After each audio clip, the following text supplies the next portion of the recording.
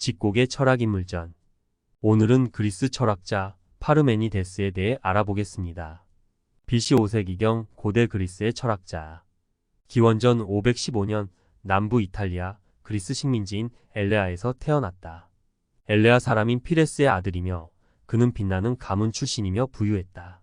475년경 전성기를 맞이하고 449년 제논과 함께 아테네를 방문하여 당시 20세의 젊은 소크라테스와 대화를 나누었다. 여기서 소크라테스는 파르메니데스와 논쟁하며 자신의 생각을 점차 바꾸었다고 한다. 엘레아 학파의 비조이며 존재론과 형이상학의 창시자이며 형이상학의 아버지로 불린다. 논리적으로만 따졌을 때 있는 것은 있고 없는 것은 없기 때문에 있는 것에서 없는 것이 되고 없는 것에서 있는 것이 되는 세상의 모든 운동과 변화는 논리적으로 불가능한 것이라고 주장하였다. 있다는 것을 중심으로 한 그의 존재론은 고대 그리스 철학에 있어서 개념과 논리의 급격한 발전을 이끌어냈다. 플라톤 파르메니데스의 구절은 다음과 같다. 안티폰의 이야기에 따르면 피토도로스는 다음과 같이 말했다고 한다. 파르메니데스와 제논이 대파나테나이아에 참여하기 위해 한 차례 아테네에 온 적이 있다. 파르메니데스는 대략 65세로 상당히 연로했고 아주 백발이었으나 기품 있는 풍모를 지니고 있었다. 제논은 그때 40세에 가까웠으며 키가 훤칠한 호남이었는데 파르메니데스의 애제자였다고 한다. 그들은 도성 박 케라미코스에 있는 피토도로스의 집에 머물었는데 그곳으로 소크라테스와 몇몇이 제논의 논고를 들으려고 갔다. 왜냐하면 파르메니데스와 제논이 논고를 아테네로 처음 가져왔기 때문이다. 소크라테스는 당시 아직 젊은이였다. 디오게네스 라에르티오스 위대한 철학자들의 생애와 사상의 구절은 다음과 같다. 피레스의 아들 엘레아의 파르메니데스는 크세노파네스의 제자였다. 테오프라스토스의 요약에 따르면 크세노파네스는 아낙시만드로스의 제자였다. 그러나 그가 크세노파네스의 제자이기는 했지만 그를 따르지는 않았다. 소티온이 보고했듯이 그는 피타고라스 학파의 아메이니아스와 교류했다. 디오카이타스의 아들 아메이니아스는 가난했으나 고결한 사람이었으며 파르메니데스는 그를 따랐다. 명망 있는 가문 출신이고 부유했던 파르메니데스는 아메이니아스가 죽었을 때 사당을 지어 바쳤다. 파르메니데스가 명상적 삶애로 전향했던 것은 크세노파네스보다는 아메이니아스 때문이었다. 그는 69회 올림피아드 때의 활동의 절정기였다고 전해진다. 스페오시포스가 그의 저술 철학자들에 관하여에 기록하고 있듯이 그는 또한 엘레아의 시민들을 위해 법률을 제정했다고 전해진다. 플라톤의 보고에 근거해 보건대 파르메니데스와 제논이 아테네를 방문했다는 사실을 의심할 필요는 없어 보인다. 거기서 젊은 소크라테스를 만났다는 보고는 사실일 수도 아닐 수도 있을 것이다. 또한 플라톤이 그들의 나이에 관한 묘사가 꼭 정확해야 할 필요는 없을 수도 있다. 하지만 그가 그들의 나이를 상세하게 제시하고 있다는 점으로 보아 그가 정확한 정보를 가지고 이 글을 썼다는 점은 추정할 수 있다.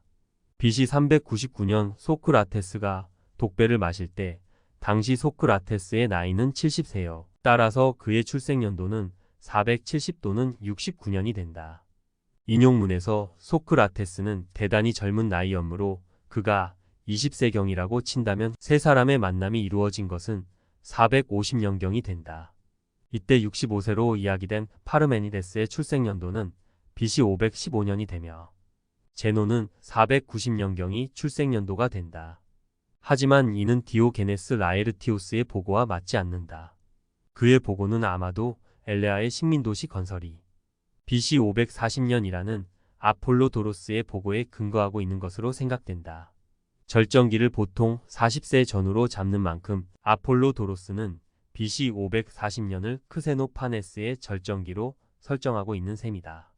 파르메니데스는 크세노파네스의 절정기에 그리고 제논은 파르메니데스의 절정기에 출생한 것으로 설정된다. 파르메니데스가 어떤 이전 사상의 영향을 받았는지는 확실하게 말하기 어렵다. 하지만 오래된 원전 문헌들에서 그는 피타고라스 학파와 관련이 있는 것으로 전해지고 있다. 디오게네스 라에르티오스가 전하는 바에 따르면 파르메니데스는 피타고라스 학파인 아메이니아스라는 사람과 교류했다고 한다. 아메이니아스는 파르메니데스를 피타고라스 학파적인 은둔생활에로 전해시켰다고 전해지고 있다. 그러나 파르메니데스가 자신이 태어난 도시 엘레아에 훌륭한 헌법을 제정해 주었다는 보고로 보건대 그의 생애가 아주 은둔적인 것이었을지는 의심스럽다. 또한 파르메니데스의 사상 속에서 피타고라스 학파의 영향을 받은 흔적은 거의 보이지 않는다. 한편 다른 문헌들에서는 그가 크세노파네스의 제자라고 전해져 왔다. 이 주장은 아마 플라톤의 저술 소피스트 편에 나오는 언급을 오해한 데서 생겨난 것으로 보인다. 하지만 파르메니데스의 사상에는 분명 크세노파네스의 신관 및 인식론으로부터 영향받은 자취를 찾을 수 있다.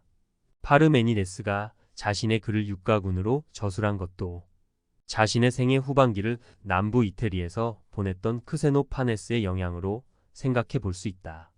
플루타르코스가 전하는 바에 따르면 그는 철학자가 현실 생활에 무능하며 소용이 없는 존재라는 비난을 반증하기 위해 법 제정 작업을 했으며 매년 취임하는 공직자들은 그가 만든 법을 준수하겠다는 서약을 했다고 한다. 파르메니데스에 관한 모든 주석과 전승은 그 자신이 쓴 서사시에 근거하고 있다. 그의 시의 주제가 난해하여 그가 육가군의 형태를 취한 사실은 특이한 것으로 받아들여져 왔다. 음유시인이라고 생각되는 크세노파네스를 그가 따랐으리라는 생각은 타당하지 않은 것으로 생각된다. 플루타르코스는 파르메니데스가 산문의 평이함을 피하기 위해 서사시 형태가 지니는 운과 권위를 일종의 그릇으로 사용했으리라는 시사를 했다. 이는 파르메니데스가 자신의 주제가 재미없을 것으로 생각해서 그것이 좀 더 쉽게 접근 가능하도록 운과 비유의 옷을 입혀야 한다고 생각했다는 것을 함축한다. 그러나 아마도 파르메니데스가 신의 계시로 생각했던 자신의 주장을 담을 유일한 수단이 서사시 형태라고 생각했다고 보는 것이 그럴듯하다. 그의 설에 의하면 존재와 비존재, 존재와 사유라는 철학의 중대 문제로 출발했다. 이성만이 진리이며 이에 반해 다수 생성소멸 변화를 믿게 하는 감각은 모두가 오류의 근원이라 주장했다. 그리고 이 감각의 세계는 존재하는 것과 존재하지 않는 것을 병치하며 이 두 요소로부터 모든 것을 합성하는 데서 발생한다고 하였다.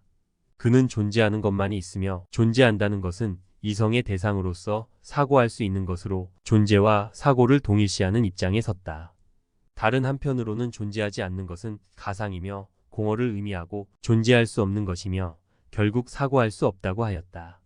이로부터 진리의 실체는 유만이 사실로 존재하며 비유는 존재치 않고 유는 단일로 유일불가분, 유일부동, 불변부동, 불생불멸, 무시무종의 영구적인 존재이며 공간은 충실한 완결된 둥근 원으로 이루어진 구체인 유이며 공허를 전제로 해서만 가능한 사물의 다수성, 그 운동, 생성소멸은 비유를 유로 보는 모순율 위반으로부터 나오는 감각의 환상에 지나지 않는다고 주장하였다. 이와 같이 존재와 비존재, 존재와 사유라는 철학의 중대 문제를 시사하고 후에 대두하는 존재론 및 인식론에 커다란 영향을 끼쳤다. 존재의 철학자라 불린다. 저서로는 자연에 관하여라는 단편 서사시가 전해진다. 동시대의 다른 철학자들에 비해 많이 전해진 편이지만 완전한 원본은 아니고 다른 책에 인용되어 전해지는 분량이 대략 160행 정도 된다. 도입부와 본론으로 구성되어 있으며 본론은 다시 진리편과 의견편으로 나뉜다. 도입부에서 나는 태양의 딸들이 이끄는 마차에 타서 어느 커다란 문에 도착한다. 그 문은 밤의 어둠이 낮의 밝음으로 바뀌는 길목에 있으면서 정의의 신 디케가 그 문을 지키고 있다. 태양의 딸들이 디케를 부드럽게 설득시키고 이윽고 그 문이 열리자 문 뒤에서 이름 모를 여신이 나를 반갑게 맞이해준다. 여신은 이렇게 말한다. 자, 그대는 모든 것들을 배워야 한다. 설득력 있는 진리에 흔들리지 않는 심장과 그 속에는 참된 확신이 없는 필멸자들의 의견을 진리편에서 여신은 사유를 위한 탐구의 길이 있다의 길과 있지 않다의 길로 나누어진다고 구분하면서 있다의 길은 사유를 위한 설득의 길이지만 있지 않다의 길은 전혀 배움이 없는 길이라고 단언한다. 왜냐하면 있지 않다면 애초에 말할 수도 없고 사유하거나 탐구할 수도 없기 때문이다. 그렇다면 사유하거나 탐구하기 위해 가정하는 이따란 대체 무엇인가? 파르메니데스에 따르면 있는 것은 있고 없는 것은 없기 때문에 없는 것에서 있어진다거나 있는 것이 없어진다고 말하는 것은 논리적 모순이다. 따라서 생성, 소멸하는 운동과 변화는 논리적으로 봤을 때 받아들일 수 없다는 결론에 다다른다. 즉, 있다는 말의 의미를 논리적 극한까지 밀고 나갔을 때 변화나 운동은 부정해야만 하는 것이다. 그래서 파르메니데스는 있다를 다음과 같이 설명한다.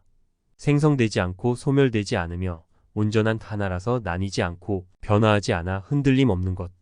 이렇게 논리적으로 변하지 않는 하나를 상정해야 비로소 진리를 탐구할 수 있다고 파르메니데스는 생각했다. 진리를 탐구하기 위해서는 논리적으로 변하지 않는 하나를 상정해야 된다는 파르메니데스의 주장은 이후 플라톤의 이데아론으로 구체화된다. 의견편은 온전하게 전해지지 않는다. 의견편은 실제 자연의 변화와 운동을 보고 서로 다른 의견을 내놓을 수밖에 없는 필멸자들을 설명하고 있는 것으로 추측된다.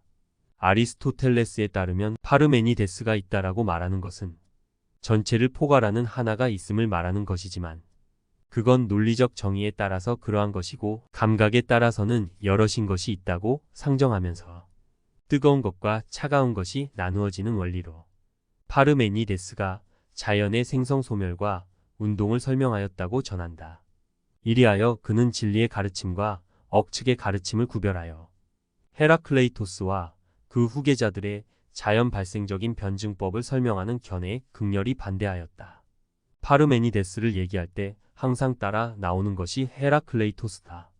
헤라클레이토스는 변화, 파르메니데스는 불변이라는 말이 거의 공식처럼 전해지는데 사실 헤라클레이토스는 변화를 얘기하긴 했지만 변화 속의 불변인 로고스를 최초로 언급한 사람이고 파르메니데스는 진리편에서 있다의 논리적 불변성을 고찰했고 의견편에서는 감각에 따라 변화하는 대상을 설명했다. 여기에는 이성만을 높이 평가하여 감각이 지시하는 것을 신용하지 않고 현상에 대해서 본질을 대치하는 형이상학적이고 관념적인 입장이 표명되어 있는데 후에 그리스의 관념론의 성구를 이루었다. 이상 고대 그리스 엘레아 학파의 철학자 파르메니데스에 대해 알아보았습니다. 경청해 주셔서 감사합니다.